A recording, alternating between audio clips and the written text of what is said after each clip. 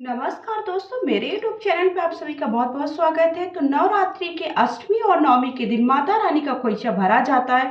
ये खोइचा पुरानी परंपरा है। जैसे कि लड़की की कभी जब भी विदाई होती है, अभी भी घर से आपकी विदाई होती है तो आपकी जो आपका पल्लू होता है, साड़ी का जो छोर होता है, और कई लोग ओली में जो आपकी साड़ी की ओली होती है उस पर ये खोइचा भरने की अर्थात ओटी कहते हैं, कई जगह पर इसे ओटी भी कहते हैं।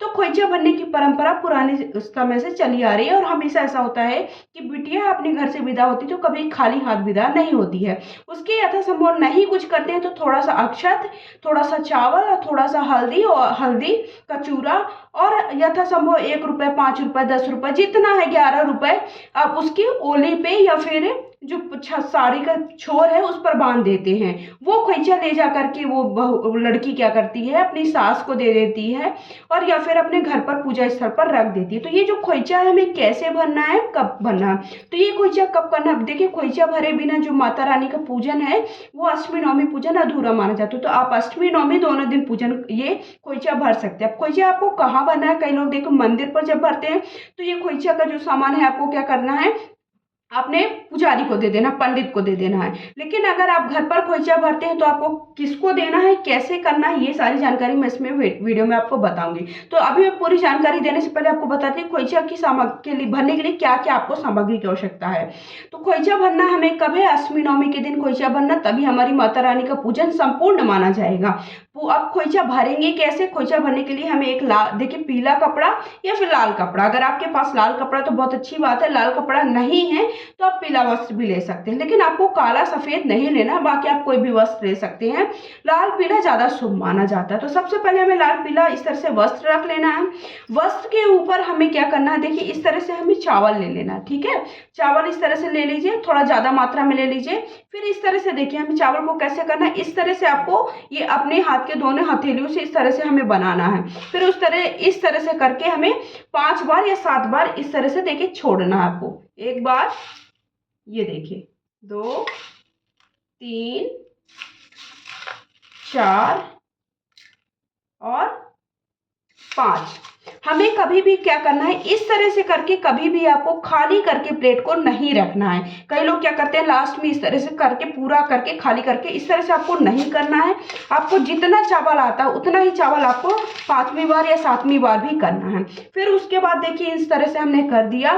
फिर थोड़ा सा चावल हमें क्या करना, लास्ट में जब भी आप खोइचा पूरी सामग्री रख देंगे, थोड़ा सा अक्षत इस तरह से हमें अपने जो भी है जो मतलब जिससे आपने चावल रखा था, अक्षत रखा था, उसी में थोड़ा थोड़ा डाल देना है। ठीक है, फिर ये अक्षत हमें कहाँ करना है, हमें अपने जो भंडार गृह है उसमें रख देना। माना जाता है कि ऐसा करने से हमारे जो भंडार है वो भरा रहता है, इसलिए कभी भी ऐसे करके खाली करके हमें खोइचा नहीं भरना चाहिए। फिर हमने ये अक्षत रख दिया। अक्षत रखने के बाद एक हल्दी की गांठ रख लीजिए। हल्दी की गांठ अगर आपको नहीं मिलती है तो आप हल्दी का चूरा भी रख सकते हैं। फिर उसके बाद इस तरह से दुर्वा जरूर रखनी होती है, दुर्वा रख लीजिए।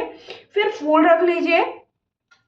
फिर उसके बाद हमें श्रीफल रख लेना है और जो भी आपके पास यथासंभव दक्षिणा है वो दक्षिणा रख लीजिए।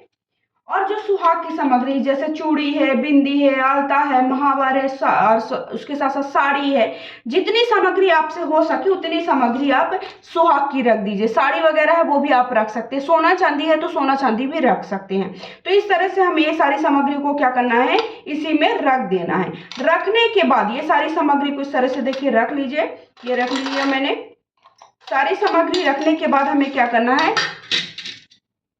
इसको हमको इस तरह से इसका पिटारा बना करके ये हमें किसे दे देना है, अपनी सास को दे देना है या फिर ननन को दे देना, जो भी मानदान होते हैं, या फिर आपके जैसे भांजी है तो उन्हें देना, जिनका आप चरण स्पर्श करते हैं। आप अपने आपकी जेठानी वगैरह उसे भी आप दे सकते हैं। तो इस तरह से हमें खोइचा की परंपरा को आगे निभाना है और खोइचा की जो विधि है इस तरह से करना। अगर आप सबको वीडियो पसंद आया है और कुछ भी ऐसा पूछना चाहते हैं, खोइचा कब भरना है मैंने बताया, अष्टमी और नवमी के दिन खोइचा भरना है।